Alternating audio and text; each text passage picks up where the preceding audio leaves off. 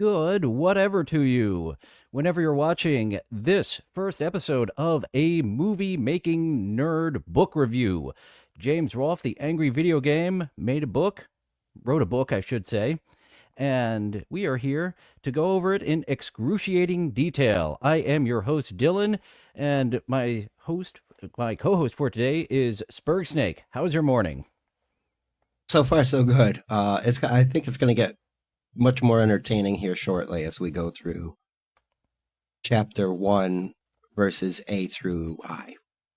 Yeah, chapter 1 is a bit of a misnomer.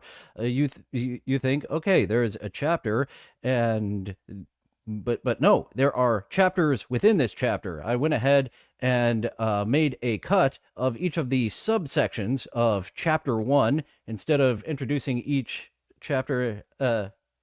It's a subsection of chapter. This kind of frustrated me at the end. Once we got towards the end, I'm like, oh, for fuck's sake, another one? So let's hear all these subsections we'll be going through today. Chapter 1B, Imagination and Adventure. Whoops, I'm a little far in. Can't miss chapter 1A. These are all very important to the story. Take up the first 50 pages. Well, it starts on page 11 because, you've got the foreword and such before that. Oh, and we'll back up and get to the foreword. But here's all the subsections we will be covering today. Chapter 1, Childhood. Section A, Dragons and Dreams. Chapter 1B, Imagination and Adventure. Chapter 1C, Special Ed School. Chapter Yay. 1D, Childhood Movies. Chapter 1E, New Stomping Ground.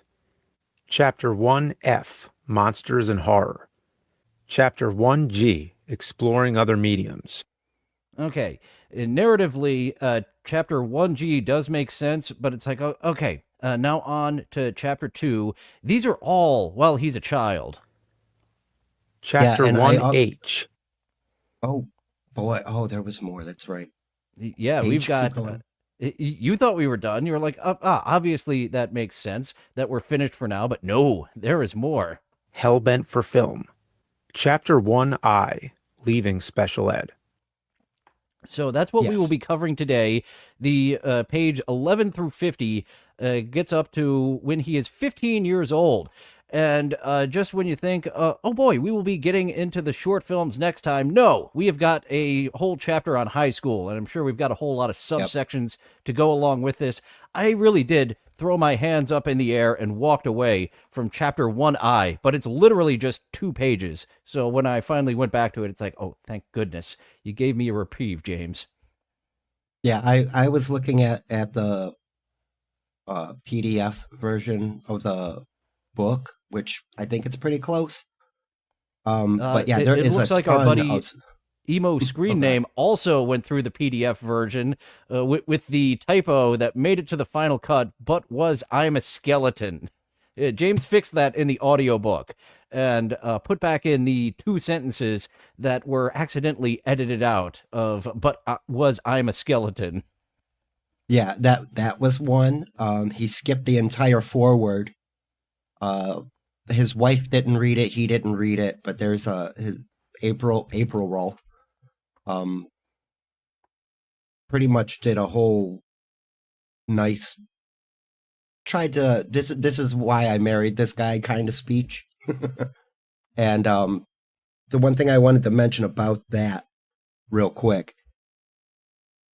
She mentions that James was showing her his filmography on the second date. He was in college and he had a filmography.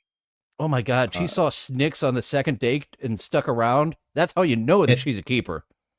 Yeah, that's why I'm sure that it worked out.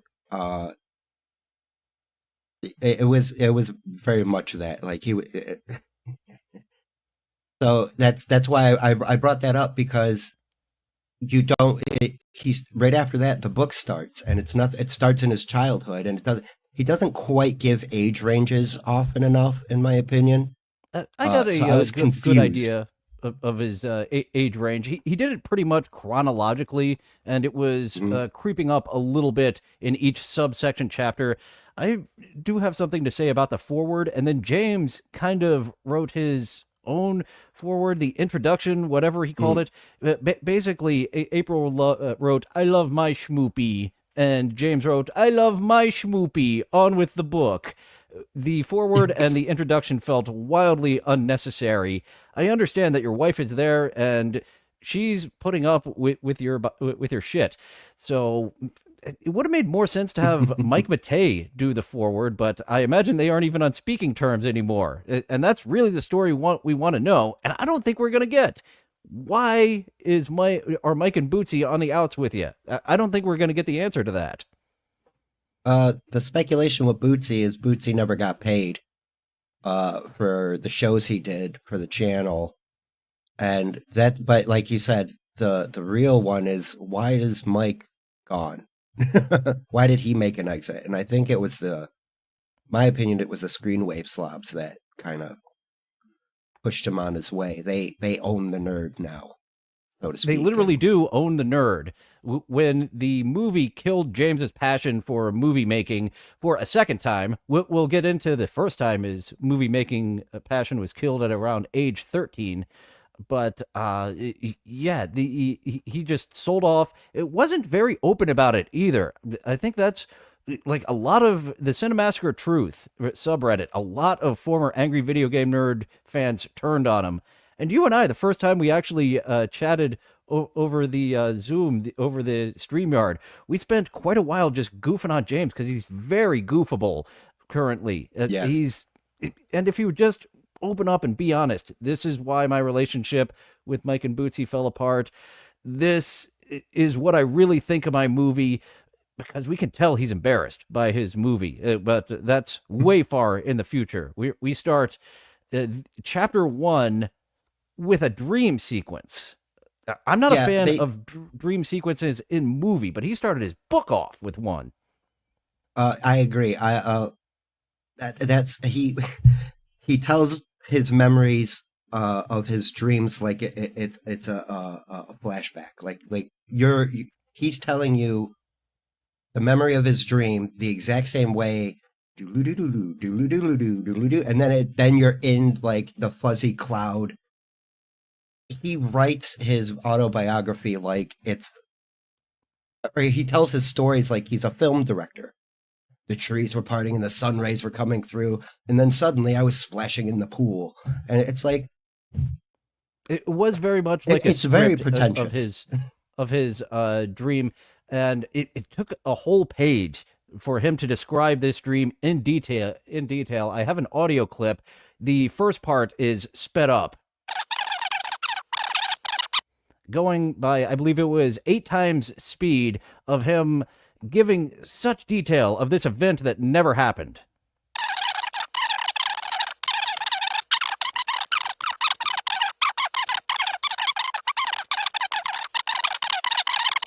I woke. That went on for 11 seconds. So this is like a couple of minutes of this, his very first memory. And I can actually respect that. Of my very first memory was this, and it was my imagination, the way he went about it. I was not a fan of, like the Sopranos. They built in dream sequences to make sense for their TV show. I've never seen a book build in dream sequences, not at least not an autobiography. Some fiction, yes, but this one, dream sequence. Well, and like you were saying, it's like you're going through the first part of this chapter here just to have him explain to you it's a dream sequence. And I always hated that in television when there was an episode that was just like they wanted to do a one-off silly story, and they'll just have the main character wake up at the end. Like, oh, it was all a dream, so everything can go back to normal for the next, 30 minutes next week. And that's how I felt with this. Like, dude, it's like, yeah, you could have articulated it, and we'll get into a lot more of that later. He just, I don't know. I'm not a writer myself, but this comes off as extremely remedial sometimes. And we'll get into why that is probably It doesn't read like a a final draft situation. to me, which is a problem with self-publishing books. I had someone really try to push me to goof on someone else that had a self-published book about a year ago, and yeah, a lot of these self-published books, it's like, this is not a final draft. Oh no, this is it. It's published as it is. So this is what it is. So after that full page of dream sequence, we do get the reveal. Woke up crying into my pillow. My mom came into the room and turned on the light. She told me I was just having a nightmare. Oh, good. Your first page is just a nightmare that you had. If you would have condensed it a bit, of my first memory isn't actually a real memory; it's my imagination, and that's the filmmaker in me. My imagination, I got it going. My very first memory I can remember is recording the Simpsons Christmas special in December of 1989. I believe I have some memories before that, but in a time and place, and I could actually work that into the narrative, as he tried to do with this dragon in the park that gave him nightmares. And Madragon, uh, this is a big deal to him. He likes dragons. He wears this Mortal Kombat 1 hat. He gets ripped on for that quite often because it's been obviously been in the wash and it has shrunken up, so he can't pull it all the way down on his head anymore. And Which is unfortunate with the way his hairline's going. Oh, I may oh join yeah, you one of these days soon, James. I'm not that far younger than you. And oh, what an unfortunate hairline he has. Your hairline, just shave not it, dude. unfortunate. It looks it being like, fuck it, take it away. You might have I to go there thank soon, Christ I James. don't have a lumpy head, or a peanut shaped head. I'm lucky in that way. Um, I don't know if you do. You got any more audio clips of this chapter one that's going on? Because there's a Yeah, I have a phrase he couple more uses. of his agonizing fear. And actually, I did make a note of, like, we're going back to your first memory, but why stop Oh yeah, there? Why not go back even further and give us the conception of James Rolfe? Talk about how Mama Rolfe was riding Papa Rolfe, reverse cowgirl style, and rubbing his balls. She massaged James out of the sack, through his shaft into her awaiting fertile gash. So why not start there? And and it's that also very crude, like we're used to with it. A lot of the fans of the Nerd, they got used to that crude humor, and it's just so far nowhere to be seen in this first chapter. no, and I was going to say that's exactly how he writes too. He was doing being very descriptive, but also very basic at the same time. There was a phrase he used, and I don't want to spoil it if you have it in audio. I want everybody else to hear it first, but if I don't, I'll bring it up. It's about Okay, his I guess we'll brain. get to the rest of the chapter one clips. I have this next one in which he talks about what kind of a kid he was. And the first years of my life were spent in agonizing fear of the ghastly terrors that lurk inside the mind, like monsters in the closet. So James was a little pussy kid. He was like an elite type of pussy kid, where I, as a major pussy kid, would go and goof on him and beat him up to because he's the only one a bigger pussy than I am. I'm scared of something that isn't there. That was Like, he makes it very clear how scared he is of the dark early in his life. Yeah, which got into this sleep paralysis. Apparently, he suffered from sleep paralysis, which I've never had. So I was looking forward to a nice description of what this feels like. I learned later that some of these hallucinations were linked to sleep paralysis, which is this weird phase when you're temporarily stuck between the dream world and real life. Sometimes you're aware of your body but can't move. For anybody who's experienced it, you know how much it sucks. thanks, And buddy. that's it. I We move have. on.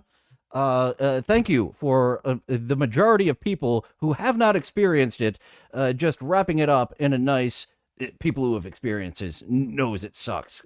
That's where to go in detail, buddy. You missed your opportunity.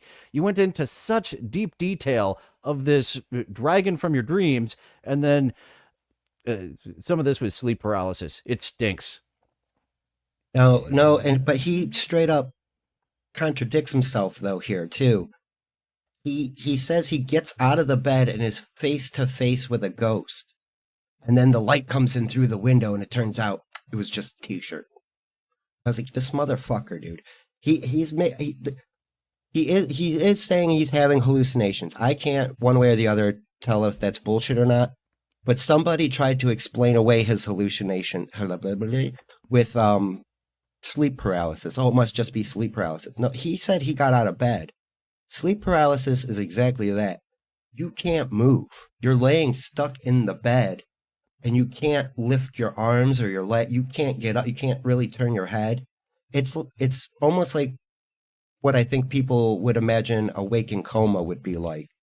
And you are in that cycle in your brain where hallucinations can happen. Okay, I can buy that. But he said he got up and was seeing things and sat up in his bed, and there was cockroaches coming out of skull eyes and tongues were coming. Everything was coming after him. I specifically remember him telling this part of this story, and I'm like, I don't think this is real. I think he made this up and put it in his autobiography. He also mentions a bit later that he doesn't have good memories of that time of his life, that it's only from his mother's grief journal that she keeps in her grief box that Boy. he remembers a lot of this happening. I think that's the last clip I have. I think the next one is from chapter 1B. What did you want to get to that he called himself, or He referred to it was all his imagination coming from his whimsical brain. And that was one of the many times I had just stopped and rolled my eyes. I was like, your whimsical brain. Okay, he can describe his brain as whimsical, but can't give you one detail of what sleep paralysis and how that should have scared him. That scared the shit out of me because I was like, I felt like I was trapped, awake in my body, like I was conscious, but couldn't see anything. I also thought it had to do with a Ouija board on my wall, but it was a waterbed, and the waterbed was like, I think not helping my circulation so well because I haven't had it since on a waterbed, since I switched back to a regular bed. I didn't actually pick up on his whimsical brain. I just went right over that. But that kind of reminds me of the way Bert Kreischer talks when he talks about the superior comic mind versus a regular person mind. So James is up there in that elite type of mind with his whimsical mind, which may not be a stand-up's mind, but it's a filmmaker's mind. No, he knows he has a superior imagination. He brings it up quite often. And he brings up his behavior as a child as well, which got him banned from the long bus and onto the short bus. Oh, I was a temperamental child. I hated going to school. Oh, you want this before or after? You got a point coming up. You played all the chapter titles. I had kind of rewritten the chapter titles of what I thought they should be. The first one, it's "My Dragon in My Dreams" because of the memes. That was one of the biggest ones to come from here. And this next part is his actual childhood memories. Because like you mentioned, he has some things written down from a journal that his mom kept. His mom. And this reveals a little bit of his behavior coming up here in part 2. Actual childhood memories. Yeah, his poor mom. And luckily, he does list a lot of his behaviors right here, so we don't need to go and search for them. I was a temperamental child. I hated going to school. I'd ignore my fellow classmates when they'd greet me. I'd refuse to participate in class activities. I'd collapse on the floor and scream, throwing temper tantrums constantly. I wouldn't eat anything or go to the bathroom until I'd wet my pants. I was afraid of loud noises such as clapping and laughing and wouldn't go near balloons for fear that they'd pop. I'd refuse to attend any birthday parties. I was antisocial, demanding anything I wanted, and always made self-deprecating remarks, including a suicidal comment, which I don't think I really meant, but obviously caused a lot of concern at the time. There are some things I can relate with James on. And elementary school teachers and guidance counselors, they don't take too kindly to suicide jokes. They don't find the humor in that whatsoever. They will make quite a big deal out of it. Yeah, if you repeat some gallows humor you heard at home in a classroom, and you can wind up spending 20 minutes of your week with the counselor down the hall on a Friday. Yeah, that will take a while to go away when they realize, oh, he was just trying to be a smartass. But I did Right. not pee my pants because I did not want to go to the bathroom. That made me giggle a little bit. Yeah, he seems very difficult as a child when he's not at home getting his way with his parents. And making Mom his did a decent job, but I think okay, here you go, so that way he would just go play. And oh yeah, school, she got to her wits end at some point. The fact that she didn't take this 5-year-old to the fire station and just leave him there. He had some great parents, and actually, the beginning of 1B, he mentions that he moves. He was born in Philadelphia, and then they moved to the Pine Barrens. And I kind of took offense to the fact that he didn't mention how delicious ketchup packets are in the Pine Barrens. Very well known for their delicious ketchup packets. it's news to me. Ketchup is one of those things I'm always on the fence about. If it's good ketchup, I need to know about it because You're missing the Heinz reference is too of sweet. Paulie Walnuts and Christopher Moltisanti there. Yeah, I need to rewatch The Sopranos. It's been a few years. Such a good That show. name sounded so familiar to me. I'm like, Pine Barrens? Isn't that the episode that's put as like the #1 Sopranos by a whole bunch of lists? Yes, it is. So he moved into the middle of the forest. So had lots of places to play. He mentions another move a couple chapters later. I was going to talk about the D family, but for no reason, he mentions a bit later that they move in the Pine Barrens again without giving much detail other than they moved in with his grandparents. So hard times for the Rolfe family. No, no other details mentioned. So I created a scenario myself where his parents were so just downtrodden by this difficult child that one day his father just bludgeoned a coworker and just babbled during all of his new job interviews. So they had to move in with the grandparents. That's the story I made up of why they moved from the Pine Barrens to the Pine Barrens at some point. It's like I like that. Great scenario. Yeah, because he doesn't. He's very. He does not deliver any details. On things that, like you just mentioned, that you pick up on. It's like, well, did you get into a little bit more about that? Specifically, why nobody did anything about hallucinations and sleep paralysis at 4, 5, 6 years old? I'm guessing. This he must is have the chapter.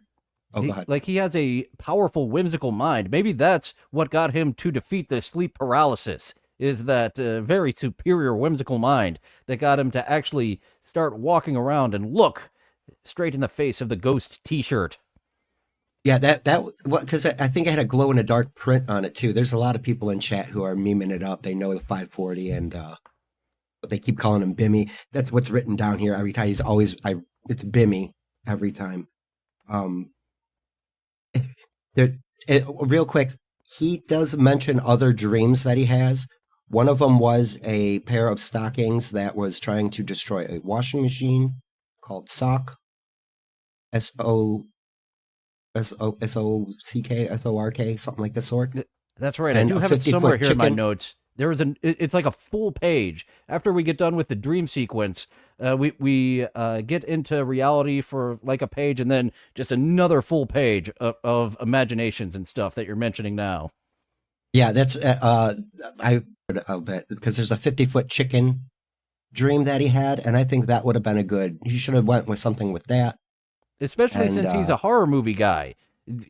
And that's what he wanted to do with his movie, an angry video game nerd movie. He had the kaiju fight at the end that, oh boy, I don't know what I want to do with my review of his movie. YouTube won't allow me to do anymore. I want to show it to you, and I know my Plinkett-esque style review would get me a strike. So I've got to find some way around that to deliver that to you folks.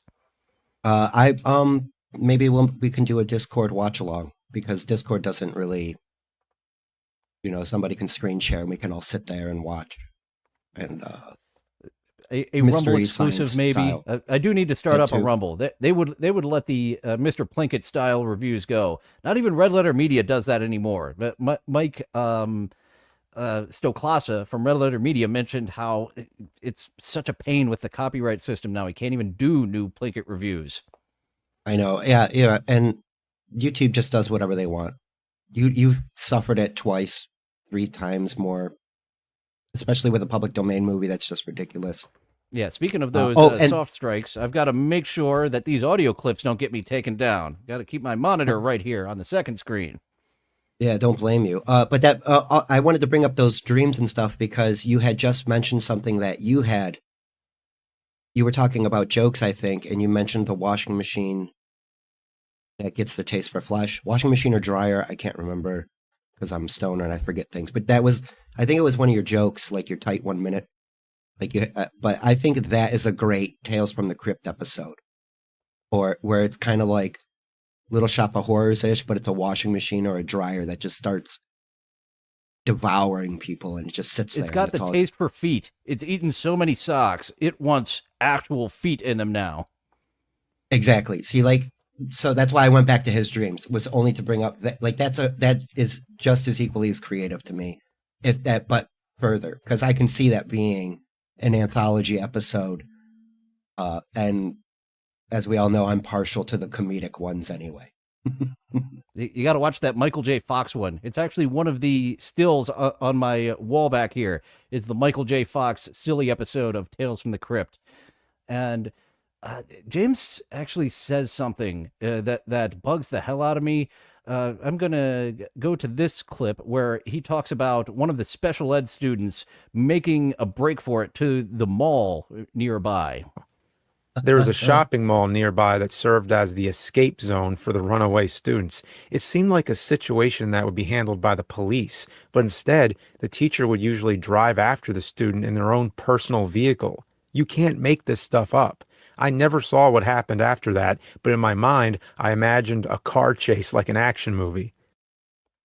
That phrase, "you can't make this up," is a phrase I cannot stand. It's very often such a mundane thing of, oh no, the slow child ran away from school. They didn't get the police involved. Can you believe it? You can't make this up, that the teacher themselves had to get in the mode of transportation which they have available and then go next door and get the slow child who ran away. Yeah, I'm glad that he does a few phrases like that, and that one gets you. Can't make this stuff up. It's such a cliche. The 5 o'clock news statement to me. It's just so funny. Yeah,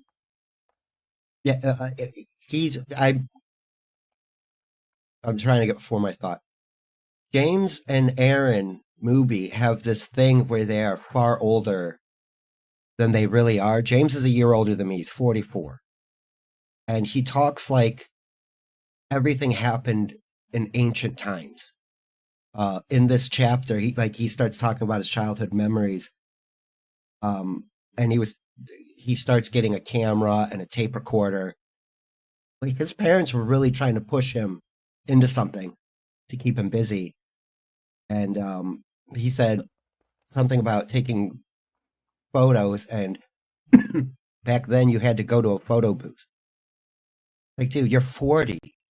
People know that we used to develop film. It's not like it's some obscured medium now where people just, it's all digital photos. My 10-year-old nephew knows that they used to develop film. He watches Anyone YouTube who's seen all Police fucking- you know what I'm Academy saying? knows that great scene where they throw the 1 hour photo off the side of the bridge. Oh man, it's so good.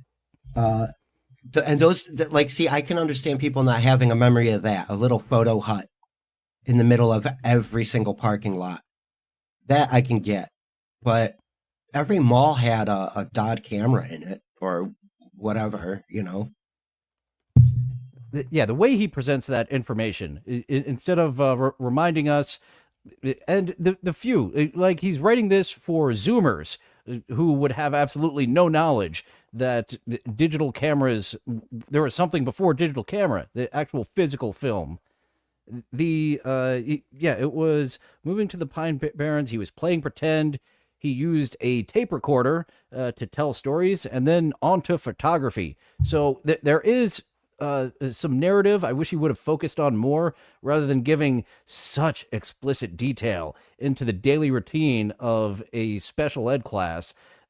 Like the development of his imagination going to photography and tape recording and putting them all together. But it was specifically the point system for how to get a perfect day at the special ed school. That went on for so long. It was like every single little thing you could do to get a plus or a minus of a point. And James, I entitle this Anarchist James, what he thought of all those rules in special ed. It's my belief that these rules only instigated students. It made them want to act out. So when you put a rule in place, it gives people a desire to break it, whatever it is. So we had a lot of incidents there. It makes me laugh that these special education children who really need this structure and rules, why are they putting these rules into effect? They're only tempting them to break it. So James, he had a badass streak in his mind. It doesn't sound like he was one of the bad kids, though. Sounds like he was mostly doing what he was supposed to do. Yeah, he had his belt under him when he was in the special ed school, but like this is also where the compiled meme comes from. He can't say, like, he says compiled. Like, I compiled all of it. It's compile. Like, he says it weird. It's one of those, like you were mentioning, just one of those things that he does. And the mountain. That's the one the mountain. Where I really first noticed his weird speech pattern, and it's been here the whole time, but I guess the mountain is what kind of like the South Park joke of you can't pronounce planetarium. No, I can only say planetarium. The way he pronounces mountain. And so between the end of chapter 2, which is very short, and the beginning of chapter 1 part B and chapter 1 part C, that's like where he goes from being like a regular kid in the neighborhood to finding out he's a little bit special. And the rewrite, like, after childhood memories was B, and C is yay, or Bimmy the autist. I guess I am jumping around a little bit. Well, I guess I didn't really have there's not much in part B. 1C is special ed, and then 1D is childhood movies. The films begin, yes. We've actually got Cork McPork. This is true. Most of the book is just him journaling from school. He found his old assignment and treated it as a memoir. James had said that this book existed when he had troubles in college. We'll get to him being suspended or expelled. It was one of those, and he had a really hard time, and he started writing this memoir at that point, and then repurposed it into this. All this stuff, like the page 11 through 50, that should be 20 pages of your childhood instead of 40. Yeah, no, that's what I mean. Like it comes across like he was trying to be. He wrote. Yeah, how do you write a memoir at 20? Because that's what he did. Like you said, he got kicked out of college. I'm 99% sure he got expelled because we'll get into it. I don't want to spoil too much because it is ridiculous too. I believe he's going to spend the vast majority of the book on that. Since he wrote it at that point, that was the most important thing in his life. Yes. When really the most important thing to the readers, the Sully Sullenberg book, it starts off with him in the air, that incident, and then it goes back to childhood to help hook you. We have hundreds of pages, it appears, ahead of us before we get in to what the audience came for. Exactly. No, this is a like you said, it's a chronological retelling of his life based on 20-year-old memories. That's why I think that first memory that he has is such bullshit. It's him remembering his childhood through a 35 millimeter lens. It is so weird to me that I think his brain operates like a theater like that. Yeah, And Donkey I actually Brains get got that. sent upstate to nitwit school. As much as I enjoy goofing on him nowadays, in these first parts, I'm like, oh, I actually do relate to him in some of these as someone who wanted to. With me, I would make little paper cut out figures and do little movies. Well, not movies like plays, just on a backdrop with some felt and stuff. But he actually eventually got himself a camcorder, a V. Well, the family got themselves rented a VHS camcorder the day that James got his NES, and he makes a point of like, this was the day where I guess I was really born. I got my NES and my family camcorder, which eventually became mine because I wanted it. Yeah, that's yep. It was a I have a lot of birthday sympathy present. for his parents. Oh, and right here I have a typo that our friend earlier, and I was skeleton, however it appeared in the book. When he's talking about Dungeons and Dragons, His uh, version of it. whatever that NES game was, he covered early Oh, on. Ghosts and where Goblins. Ghosts and Goblins. Yeah, and I was but a skeleton was here in chapter 1D. That whoops. Yeah. That's where like you get one hit and your arm is gone, and then 2 hits, I'm a skeleton. That's a fun game, but that was he was excited to get the Nintendo, but the camera is what, and he makes the point to say these are the two biggest things that will make the career of my life. Like, dude, you had no idea that was going to happen. It just is, and again, based on nostalgia. Like he's nostalgic at 8 years old. You know what I'm saying? Like it's so strange the way he Dungeons and douchebag. It's dabblers and dickwads. That's our corner of the internet. I guess it was 1989. He mentions that he was born in 1980.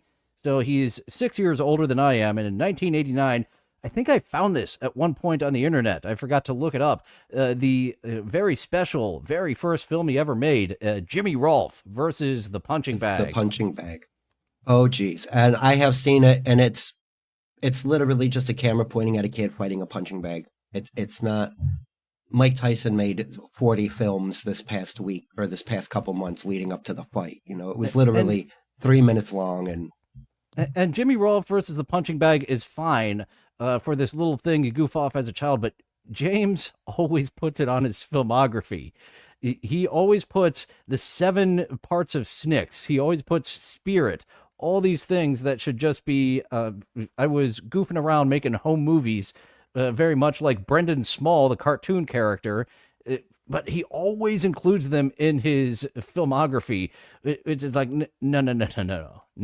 That's a separate category. That is pre-filmography. This was playing around at home, especially since I was unaware of the video toaster until Red Letter Media. If he would have had, or I would have had the video toaster, there would have been some editing that would have been able to be done. But for him, it was all in camera. Nothing.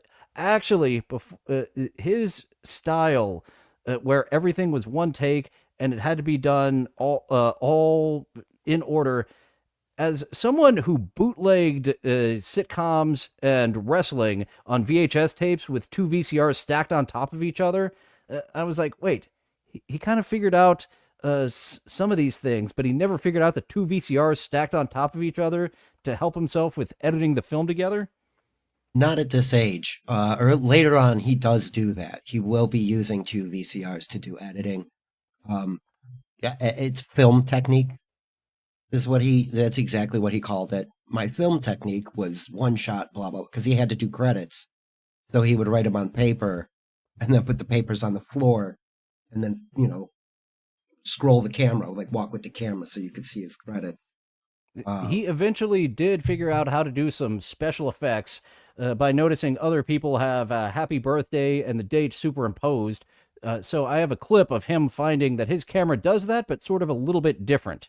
Many home camcorders had a feature where you could type in the text, which displays and records it on screen. When I saw other Yeah. people do it for birthdays, I looked deeper and found that my camcorder could too, although mine was different. It had a really weird procedure where you actually had to write the words with a black marker on white paper, then point the camera at the paper and press down a memory button for about 2 seconds until the camera retained the image. Like magic, the words would stay on the screen, allowing you to bring the camera wherever you liked with the title floating around. I've never heard of this process, and here's where I actually have to give young James credit of figuring out how to use this for special effects.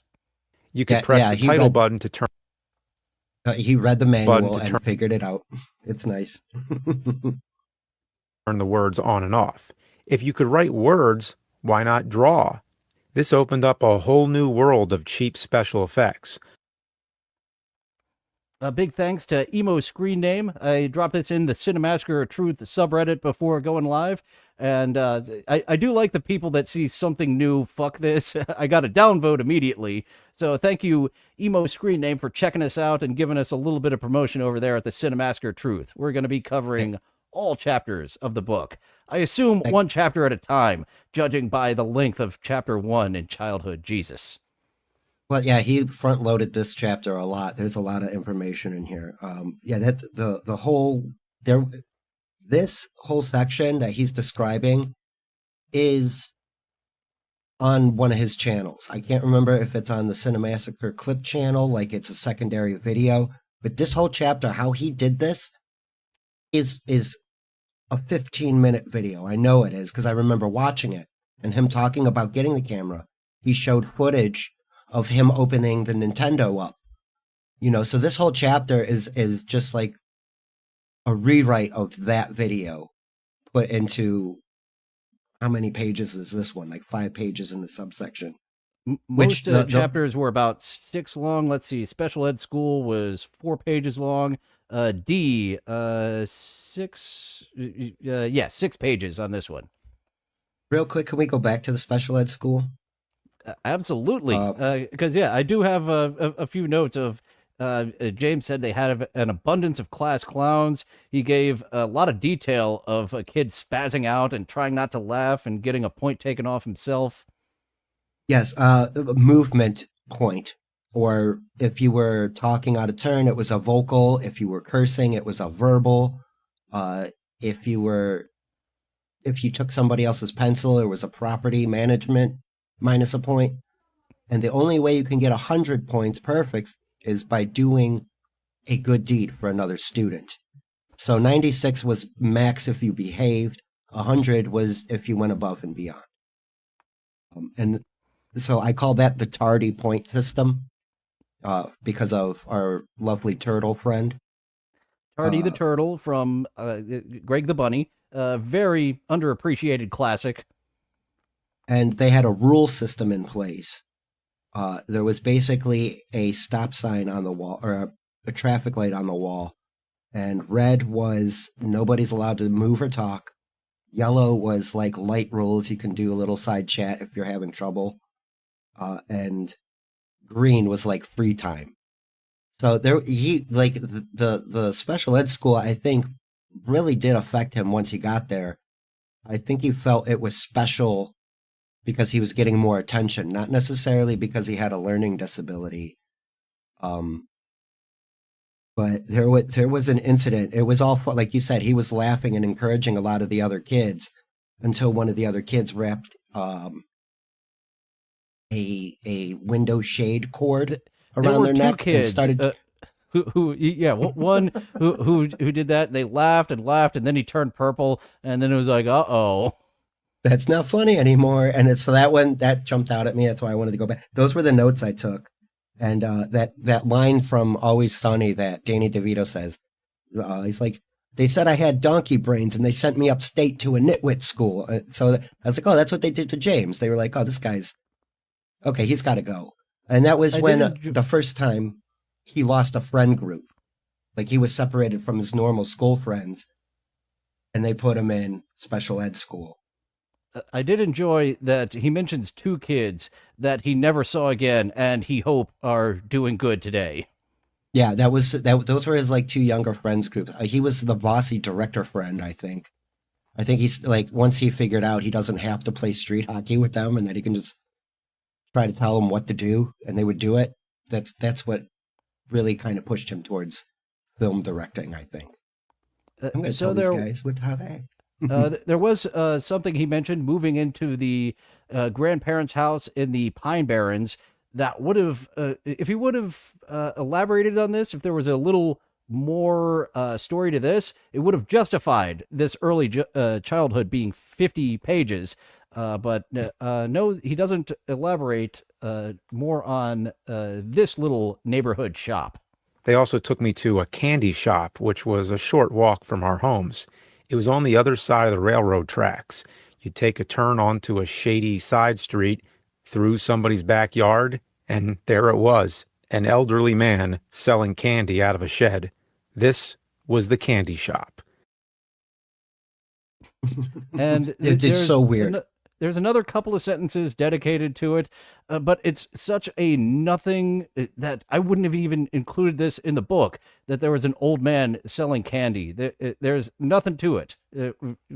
You get our interest peaked, like what the fuck, and then and it was fine. When he died, we gave his widow some cards. That's it. Yeah, that's he tried to make it sound like it may have been shady, but it wasn't. And dudes, it was still around that time. It was Midwest Pennsylvania. People were nice like that still, you know. So like, and again, here this is the fourth time in chapter 1 that he's reflecting and being nostalgic. I made notes every time. Well, back then or at that time, you know, like it was the style at the time. He's talking like Grandpa Simpson, you know, like. Well, it was just a different dude. It was less than 40 years ago. Shut up.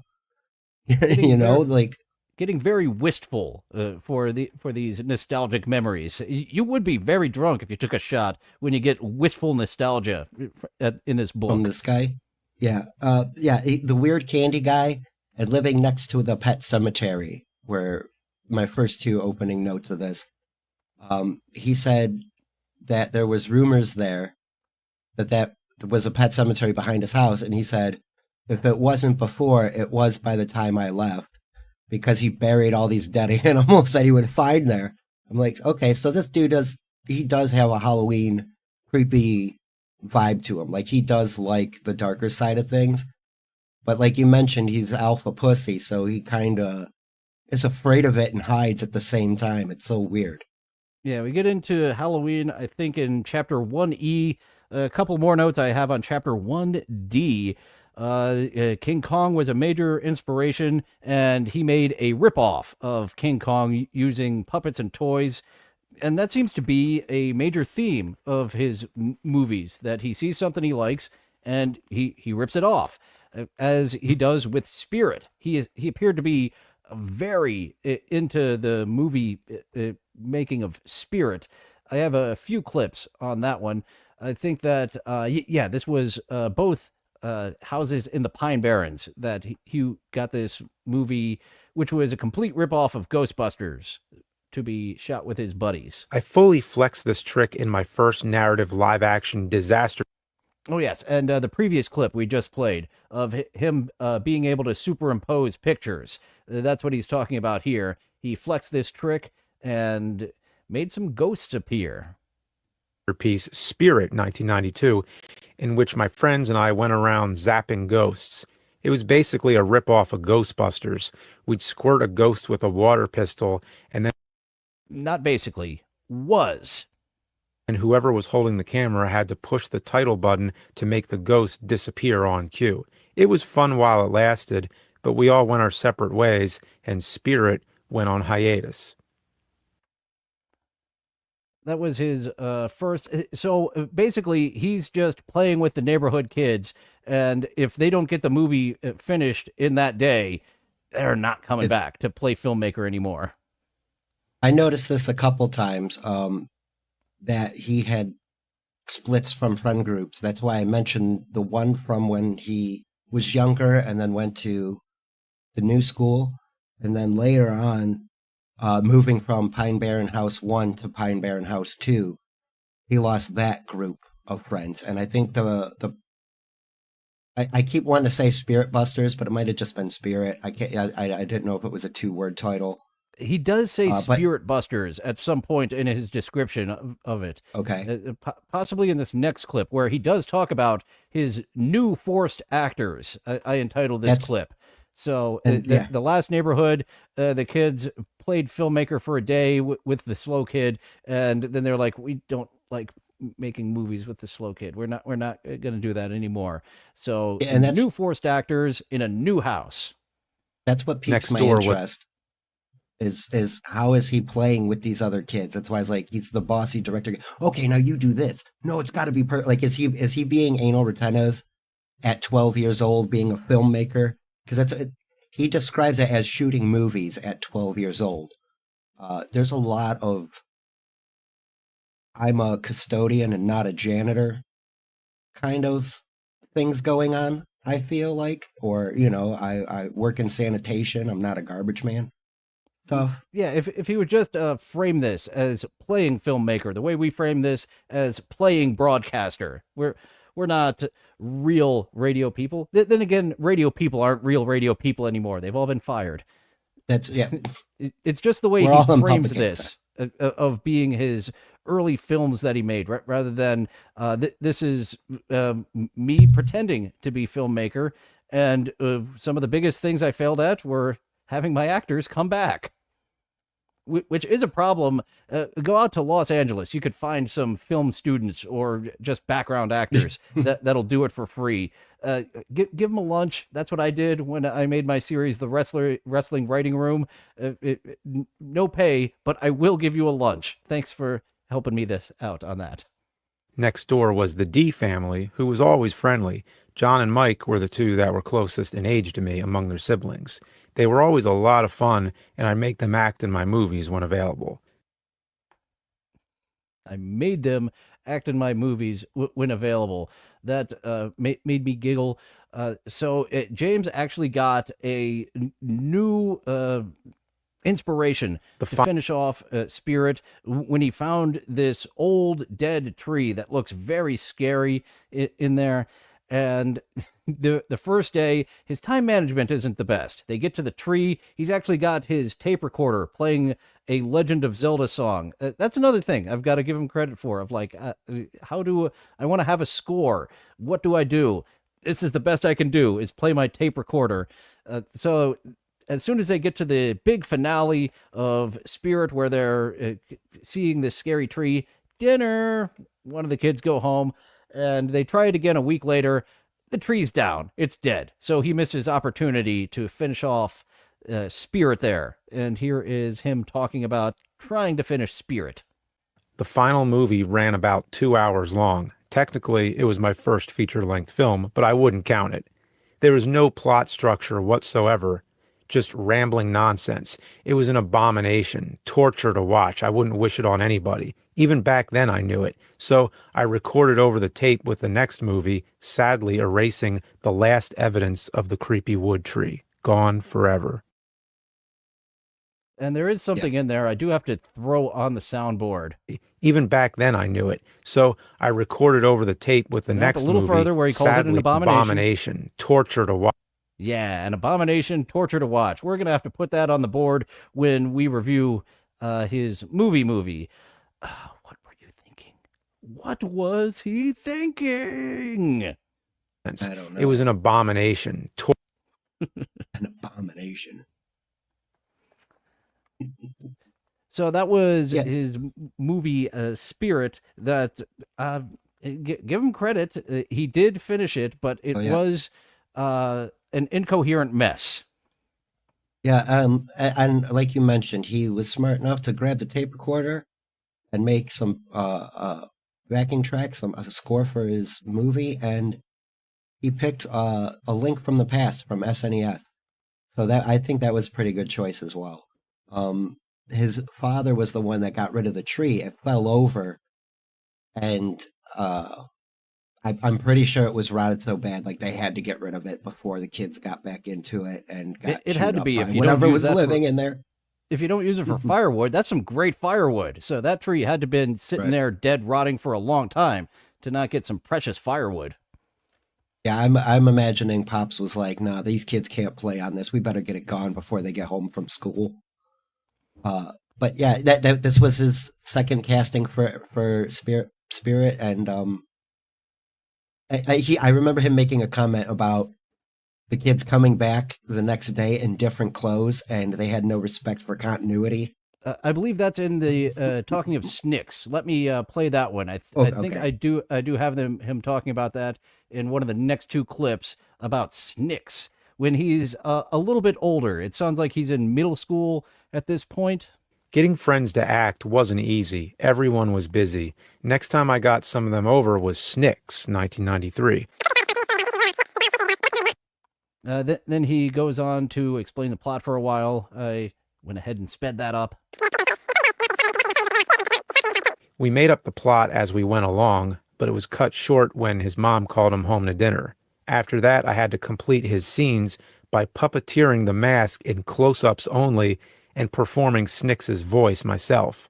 Again, it was complete garbage. So I kind like of that one. inspiring, kind of sad that he took it up and is going to finish this this project on his own, but also he's playing a game that no one wants to play with him anymore.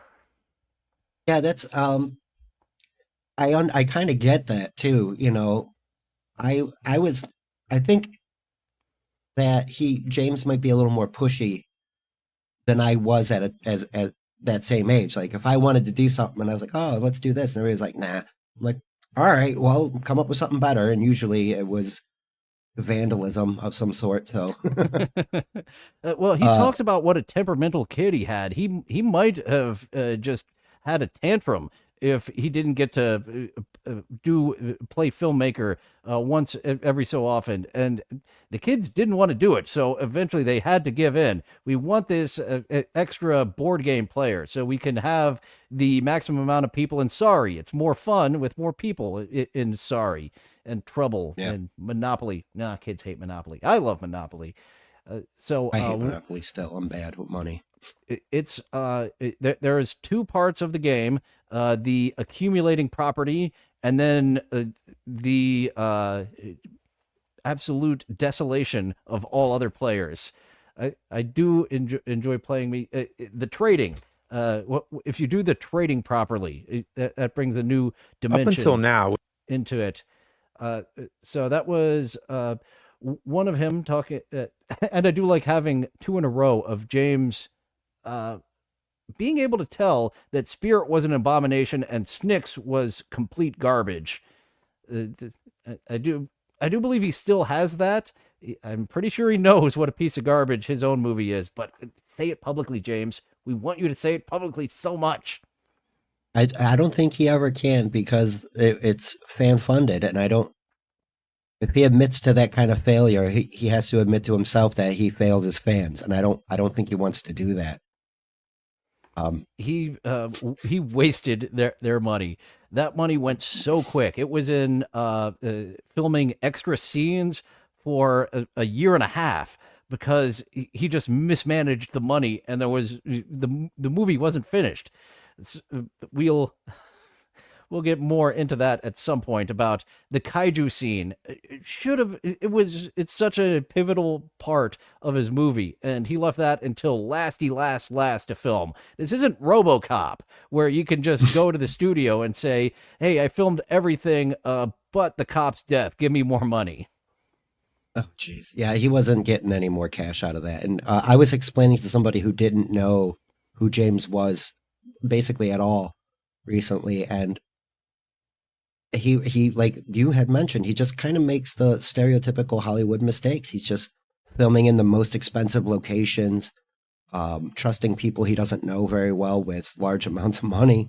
His co-director, James Finn, I believe his name was, his buddy from college. Sometimes when you have these grandiose ideas in college, oh, James Finn sold him a bill of goods because he went off and became a reality television producer in Hollywood. And I'm quite confident he thought he knew what he was doing and sold James that bill of goods. So James is coming. Okay, I've got this property. You know what you're doing. Nope. No one knew what the fuck they were doing on that movie. No, no, and that's the thing I feel about James. I he's watched so many movies that Kevin, he thank you, thinks emo screen name. Sorry. Kevin Finn. Oh yeah. Um, like it's like I feel like I could direct a movie in my mind. Like if you sat me in a director's chair, I might do okay until I'm actually sitting in the director's chair and I don't know what the hell's going on. You know what I'm saying? Like I think he thought he had more training and more vision than he really did. And yeah, he got that money together and him and his buddy thought they can direct a movie. There's a lot more moving parts that I know I don't know about. I'm too stupid to, I need a key grip. What does that guy do? I don't know. And they filmed in Hollywood. They gave a bullshit reason because of weather. And the movie gods totally took a piss on them by making it rain out in the middle of the desert when they were supposed to film out there. But that just reeked of playing filmmaker rather than being filmmaker. I actually wanted to be a director as a child as well. Having some experience on set, I want to be a producer, and that means a lot of things, being a producer, but I would like to get the pieces in place beforehand and build it up. The day of, the director is your head coach, and seeing that firsthand, I don't want to be the head coach on the day of. I want to be someone who assembles all the pieces, who finds the different sets, who recruits the actors and the prop masters. The prop master for his movie actually Alan Smithied himself. If you check out his IMDb, he has that credit under a variation of his first name and no other credits. Nice. That's hilarious. At least you got an actual person who knew what they were doing then, because he got on set and was like, all right, I'm not putting my name on this. Oh yeah, he was a second generation in the film industries too. He must have been a fan, and I think his very first thing was Alien versus Predator, and he's recently been working on The Mandalorian. So this is someone who knew what he was doing, and James, he came at it all wrong. Like, we're making a B movie. It's okay if it looks shitty. No, you don't want it to look shitty. That's why the alien puppet in the movie looks like garbage, because he had the directive, make this look like garbage, because that's no, he missed the point. As much as he is a fan of B movies, he missed the point of you work with what you got. You don't wallow in your limitations. You work with your limitations. In fact, I think you can get better creative results in forcing yourself to have certain limitations, if not just financial, management and other things like that. There's a fine line of pressure that gets great results. Yeah, I worked well under pressure as well. The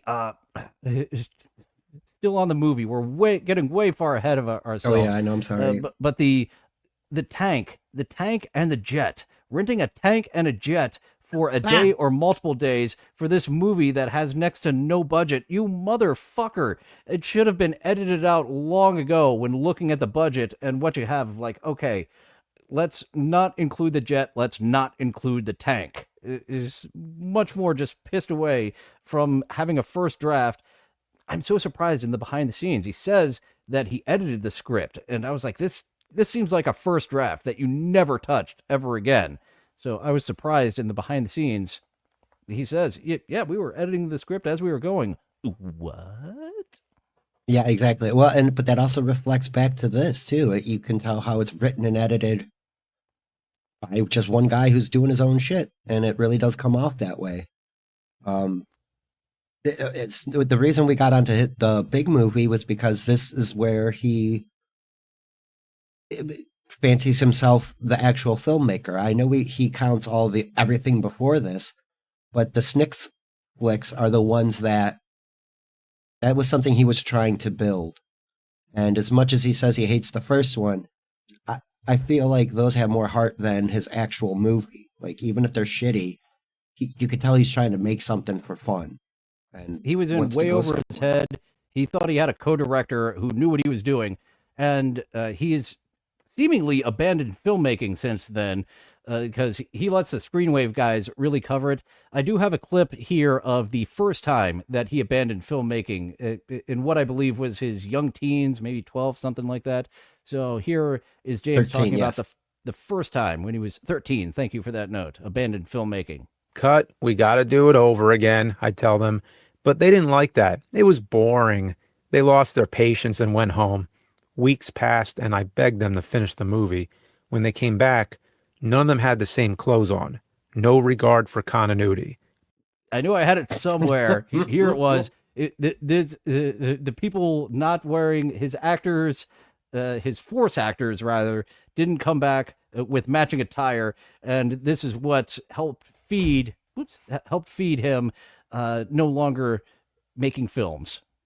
None of them had the same clothes on. No regard for continuity. Beggars can't be choosers, so I ignored it. When we continued shooting, they were behaving even sillier than before. They wouldn't say a single line without making jokes and goofing off, so I gave up. The movie was abandoned. I had high expectations and was completely let down. I tore up the script and vowed to quit trying to make movies. It wasn't for me. Nobody took me seriously. I was a failure, I thought. So I explored other mediums. He must have been having some terrible flashbacks when he was making his movie, and it just completely got away from him of this. Like, this is, it's happening again. Oh no. I think so. I really do. He did this, like, he couldn't control the set this time. And as soon as he didn't have control of his actors, he in a very diva fashion tore up the script and said screw it. And this turned him off from filmmaking. Do you recall what this movie was, though? I have it here in my notes. We've had him talk about his ripoff of King Kong, his ripoff of Ghostbusters. This one that he ripped off the script. One of the first times that he's using a script, and he's very passionate about it. Do you know what inspired this one? He actually doesn't come out and say it. I had to piece it together of like, that's the plot from the Super Mario Brothers movie from the 90s, of the fact that a meteor hit the Earth and then didn't kill the dinosaurs, but knocked them into another dimension. And now they're merging. And then turned them into, and then that's right. Okay. I remember him telling that story now. Yep. I think he mentioned being inspired by Jurassic Park, but when he described the plot, I'm like, that's the plot to the live action Mario that nobody liked. Apparently James liked it enough to make that his next ripoff. It was going to be his magnum opus until all the other actors were still not interested whatsoever. Yeah, and I don't remember the title of it either. I'm sure it wasn't. I don't have that in my notes. What the title? I don't know if that was one of the Snickses, or if he didn't mention the title. That's not here in my notes. And that is the last audio clip I have. We did skip over chapter 1F, Monsters and Horror. The notes I have, James likes classic horror movies, and he made a Halloween house in his garage and basement several years. He spent 3 pages talking about that. Yep, Monsters with No Imagination, because it's what that I renamed the chapter. Classic films by Bimmy. He's watching all the Universal classic monsters on cable. He's loving it. And he starts getting into Halloween as a older teen, 14, 15 years old, I think we are. And then later on, like right after that is when he quit filming. So he exploring other mediums. Animation. Yes. Another thing I can relate to around middle school, I guess high school, I brought back characters that I used to do like little comic books with, and it was like right before Adult Swim happened, and I was making my childhood characters do all these dirty things. So when Adult Swim happened, I'm like, oh my god, Hanna-Barbera is doing the same thing that I'm doing with these horseshit characters I made up of making them all do all dirty stuff. Yeah, I never C-Lab got was into my favorite. animation though. I never improved my drawing, and James said it was too solitary for him. He's very awkward, but still, he doesn't want to be locked in a room, solitary, doing this animation style. So he gave that up somewhat quickly. It sounded like. Yeah, that's exploring other mediums, aka the turn. He turned his back on filmmaking. His friends clowned him. That we just heard. He was like, they didn't have any respect for me. So yeah, he got clowned out of doing film and into drawing comics. But the cartoons were too slow. He couldn't get his ideas out fast enough. He couldn't animate an entire short to get it out before he went on to something else. And then later on decided that being a bossing director is better than doodling. There are images of his comics available online. They are Chris Chan level of artistry and storytelling. Not That's great, one not reason terrible, I haven't shown off my comics because I have the same type of drawing ability to this day of Chris Chan esque. and so after not having comics going so well or films go well, at the age of 16, Bimmy is feeling nostalgic again and decides to dig out all his old VHS-C tapes that he had from his childhood. Mind you, he's 16. But this happens because he went on a field trip to I want to say a Universal. It was a family trip. Can't go on a field trip all the way across country there. So that's what reactivated James's passion for film. Reinvigorated him, yes. Was the Universal Studios backlot tour. And this is one thing where I'm like, wait a minute. At like 8, 9, I was aware of these things. You're learning at 15, being on. That's what I would. They would show behind the scenes specials on television from time to time, and you could see like the sitcom sets and the live studio audience. So there were just simple things that he was just figuring out at 15 of getting the sets and only not what needing you need to go in beyond frame. that. Right, only what you got in frame is what needs to be built. And I was like, dude, you just I had same thing that you had went through. I was like, you're just kind of now figuring that out, dude. I thought you were into films. Like, I can see how a lot of things are done, like reverse engineering in my head, especially like slasher films and stuff, because they're so kind of cut and paste. You know, you got a good formula in a slasher film to follow. But like his realization here is that he doesn't need money to be great. Like, I can't imagine it. Okay, if he was going to build a Western front, he would build out the entire bar. The saloon would be built out. The barbershop, like, you can't do that. It financially doesn't make any sense. Even as a kid, that, like, I'm articulating it better now, but as a kid, my brain would be like, I know that's a front, a storefront. You know what a storefront is. Yeah, you get lost in it, but when you sit down and think about it, that's something at like 8, 9 that I was aware of, that he's just now at 15 years old becoming aware of. And then so he watches his own films and then impresses himself with his old techniques that he used. He's like, oh, I did this with just this, this, and this. So at like 16, he's thinking he needs, a steady cam and a dolly and a jib and all this shit to be a director. But then, like, he has this epiphany that he doesn't need all the research. Now he's starting to learn he can work within, like I was just mentioning, and you were mentioning too, restricting yourself and working with the limitations that you have instead of wallowing in the limitations that you're being put upon or being put upon you. So he put something together himself. The beginning of A Night of horrific terror, total terror. He does some stuff by himself, and it's not incoherent garbage. It's cohesive garbage that the neighbor kids, the D's, say, hey, they actually volunteer their services for once because his garbage has upgraded into something like, okay, I understand that this is a trash can. It's now not just a big old hoard. I get it. I'll be in it. Right. He basically puts together a short film by himself, then shows it to the friends that were clowning him, and now they're on board again. It's a step above. He's like this. He conveyed what his idea was better instead of just trying to order people around. I don't think they were watching it with him afterwards and enjoying the result because it, like you mentioned, he tries to cram it all in one day.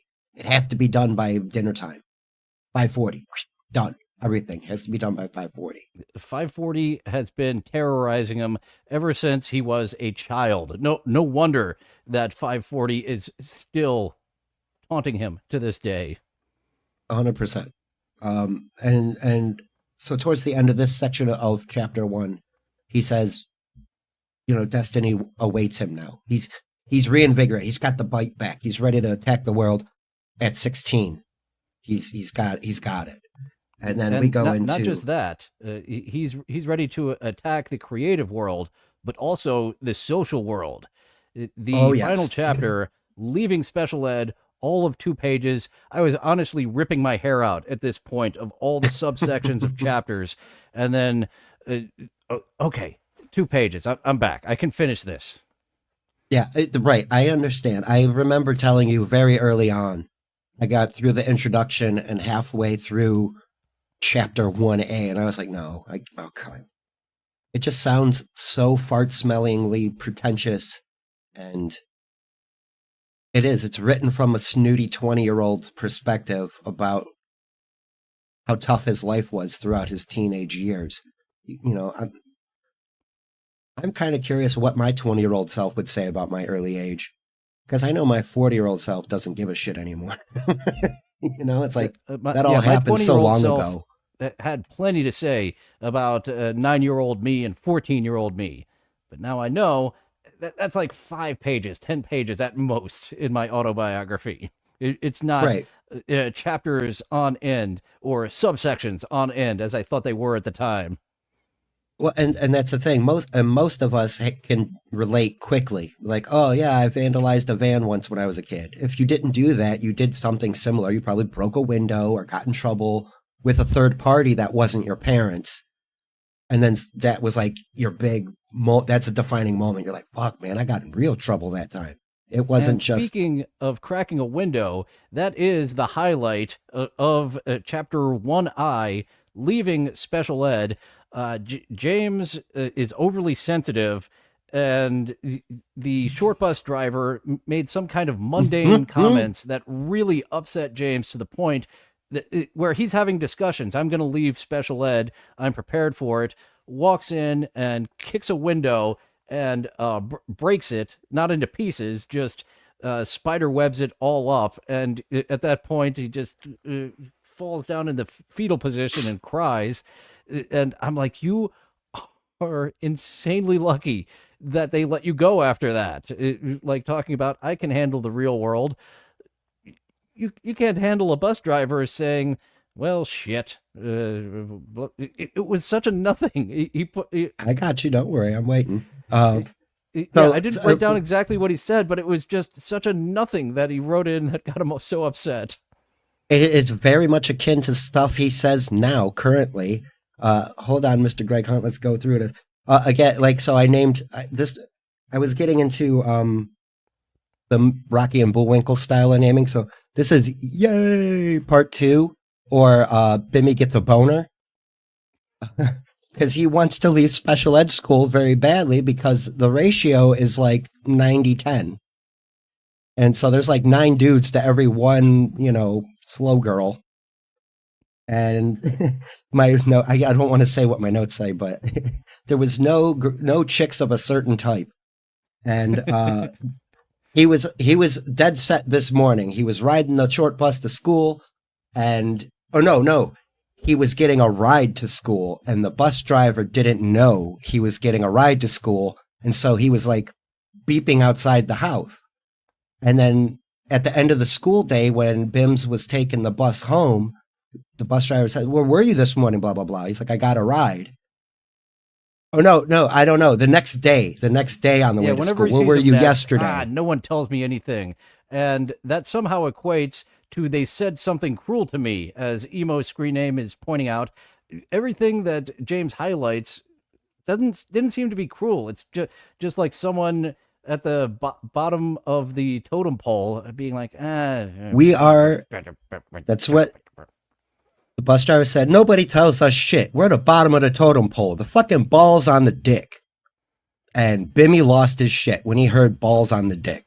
I think that's what it was. Upset him. He did specifically say the bottom of the totem pole, the balls on the dick. It must have been that joke that James wasn't ready for crude humor, as he would champion about a decade later. The balls on the dick must have been the cruel comment that got him to just lose it.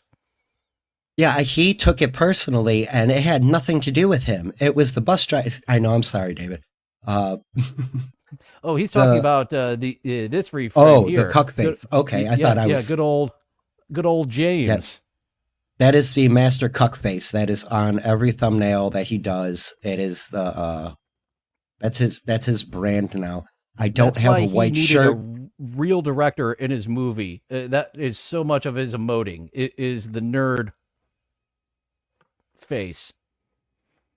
You can't. I don't know, man. It's so weird. And. Yeah, no, but that's he's boiling the whole bus ride to school. Then he gets there and he goes to kick the classroom door window, and it just breaks. And like you said, he just collapsed. That was it. That was the crescendo. It was just and straight fetal cry because he heard balls and dick at the same time. Which the irony of that meltdown and the type of vulgarity that he spews later that makes him famous is so strange. It's like you had a melt again, like with the scary dreams. He was having a meltdown over some dreams it was a big nothing. It didn't even really, but it affects him. It's happening to him. It's always happening to him. The continuity errors, that's on him. You know what I mean? Like, and that was chapter 1, subsection 1 through I. I was done at that point. I was thinking maybe we can do 2 chapters here this first week. Once I got to that point, I'm like, no, I'm tapped out for this week. We'll pick up again in 2 weeks with his high school years, and anything else of these early childhood years. I think I've said it all. We spent 90 minutes talking about it. Yeah, I think we did a pretty decent job of thoroughly trying to explain who James Rolfe is, because I like this idea. I know we're getting into like silly talk about it, but yeah, we'll cover as we go through, each chapter, 1 or 2 at a time, depending on how long they are, blah, blah, blah, blah, blah. But it'll culminate with the film. The reason this book was written was because he needed to, or he was destined to make that movie. And it didn't do so great. Nope. As someone who saw that film, that actually inspired me as a reviewer. Like, I kind of wanted to do stuff on YouTube for a while, and I got together a script, hindsight rewrite. I should go ahead and start compiling together what I would do as his hindsight producer to give this a hindsight rewrite, take as many elements as I can that he wants in his movie to keep, but there's not much that's being kept in the rewrite to make this movie. He wanted to make it for a movie that nerd fans would like. But the thing is, he made it to where it's absolutely inaccessible to everybody else. Everybody. Yeah. I watched like 20 minutes, the first 20 minutes or so, where he's little baby nerd, and then he's working at the game store, and It's ETEETEE,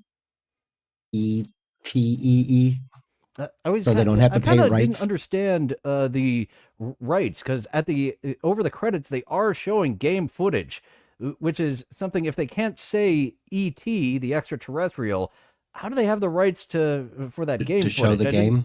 I Yeah. didn't quite understand how that worked. That seemed like something that would also have to get edited out in the pre-production of like, oh, we can't say ET, but for some reason they're able to show the game footage. I'm kind of baffled on the rights to that he can't say Yeah. it, but he can show it. See, I think that's also like it's little things like that just get me like zapped out of the what I'm supposed to be paying attention to. It's like, okay, the game's ET, but you're showing me the actual ET, and you're using the same sound effects footage from the game. I don't know the whole rules, but I find that odd. But And I kind of understand that people Cooper, were asking him to review ET for years before that, so he decided to make it the main focal point right? of the movie. When I don't know, eh. I'm becoming speechless. I've got copious notes on that movie, but I am somewhat speechless on that.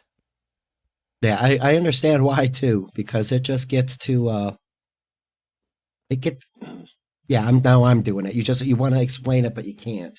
Yeah, we're wrapping on up here. We've used so much of our brain power. We can't eviscerate that movie the way it deserves to be. I do have copious notes on everything wrong with it, including Cooper. Cooper has become quite a meme. In my script, it's Lady Cooper. It makes sense for that to be a girl character who, well, now I'm starting to get a little too far Oh down the rabbit hole of yeah. everything needed to be changed in that movie. Well, I was gonna say I'm happy to oblige you too. I can just keep talking about. I'm so happy we got to go through chapter one as in depth as we did. I am fascinated by James Rolfe, and for everybody who's not initiated or doesn't know this guy so much, he has 4 million subscribers on his main channel. He's wildly popular amongst the people that watch him. One of the The OG hardcore YouTubers. fans, yes, the hardcore fans have kind of performed the turn on him. Like Dylan and I were just like, "What happened?" Like, his brand exchanged hands a lot, and now it's like buying starter gear at Walmart. You know, starter used to be a brand that everybody had to have when I was a child, but now you can.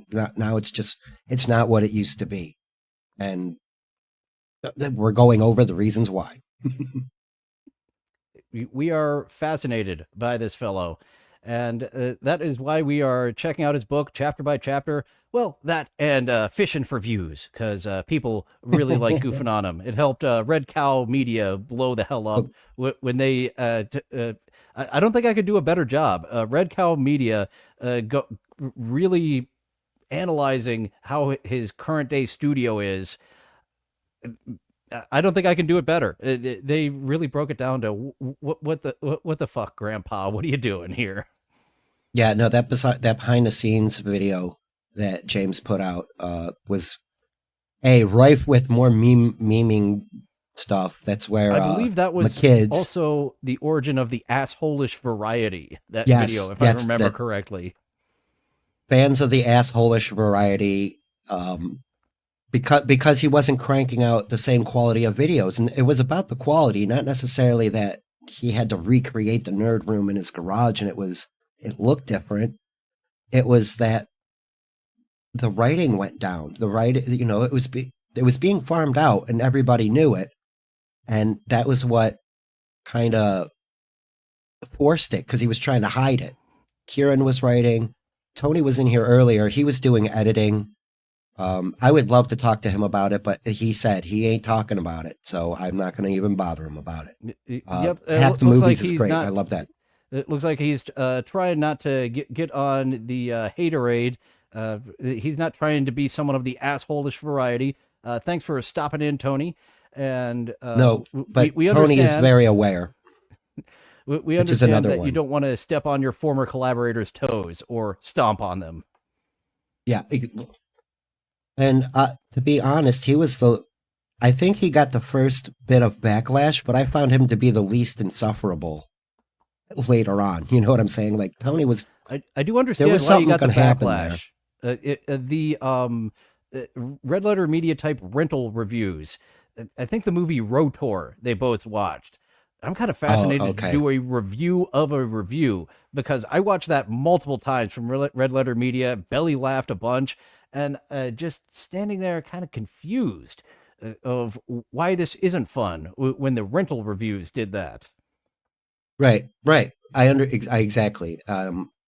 My first experience with Rotor was Mystery Science Theater, so I Oh, was they did already an partial episode to too. laughing at that. So I'm there's pretty three sure, different yeah. places we can go for Rotor goofing on. I never saw that Mystery Science episode. I'm pretty sure. I'm definitely going to go check after the show. But here we are, bantering and happy talking. Yep, we're getting towards the end of the happy talk. Thank you for joining us for this episode. I do live streams Tuesday through Thursday, 11:30 a.m. Eastern. Tomorrow will be an episode of TikTok Around the Clock. It's starting to get a few more views on the regular. It is wacky stuff from TikTok Live, co-host auditions, where I pretend that I'm the co-host of a video that already exists. Some people call it early signs of schizophrenia. And next week in this time slot, Spurg Snake and I will be goofing on Aaron Imholt. That will be Okay. our regular Wednesday, goofing on James Rolfe or goofing on Aaron Imholt. For those of you new stopping in, those Rolfe fans, those Rolfe hating fans, Aaron Imholt is very fun to goof on. It is so many people are goofing on him right now. Yeah, oh yeah. I got a baby bird meme ready. Tony's in the chat real quick. He says, "Okay, but do we like his show?" Yes, I do like your show. You gave The Cable Guy pretty decent marks. That's one of my favorite movies of all time. And I hope you go back to it on Hack the Movies because that was one of the first rental reviews I watched with all the guys. Yeah, I enjoy Tony's coverage. Kieran knew he shouldn't have been in front of the camera. The rest of the Screenway guys shouldn't have put Kieran there because we, the viewers, agree you shouldn't have been there, Kieran. He knew, we knew. I am a fan of Tony. bad fit. You, Tony, I'm a fan of you and your show. Don't worry. You are liked. Oh yes, and Spurg Snake. Get in the Oh. plugs for your channel before we head on out of yeah. here. Yeah, I'm really great at self-promotion here. At Spurg Snake on Twitter, I usually post. It's the retweet for Dylan being on, and when I'm on live Saturday night or Sunday nights rather, I'm probably going to be later, like from midnight to 2 a.m. East, so that way all the people on the West Side can stay up with me, and it will be after Eric the Midget. Yeah, with it used to be a Hack Ride wide and open DJ time Electro. slot, and Yeah, it no got real longer. popular. Yeah, it got real popular. So, and Uncle Jack, sometimes I'll be hanging out with him. So just if you follow me on Twitter, keep notifications on for that. Same with YouTube at Spurg Snake. Sorry. And that's what else we've got going on. Dylan from somewhere, Spurg Snake's secret stash. We're going to get out of here for now. Thank you all for joining. Now feel free to go away. Well, it looks like that's all the time we have for today. Thank you for going on this adventure with me. It's fun being with friends. I'll see you next time. Bye now. Bye for now. Toodaloo. Au revoir. Auf Wiedersehen. Ciao. Ding dao day. Places all. All join hands, circle left. Now circle right and listen to me. LSMFT. Elementary corners like swinging on a gate. To right, dear honey, with the right left date. Grand right and left around you go. Lucky strike means fine tobacco. Meet your honey and give her a whirl. All swing around with the little girls. Smoke 'em, then you'll see. LSMFT. Promenade and don't you fall. Promenade around the hall. Lucky strike is first again with tobacco men. Promenade straight down the pike. It's time right now for a lucky strike.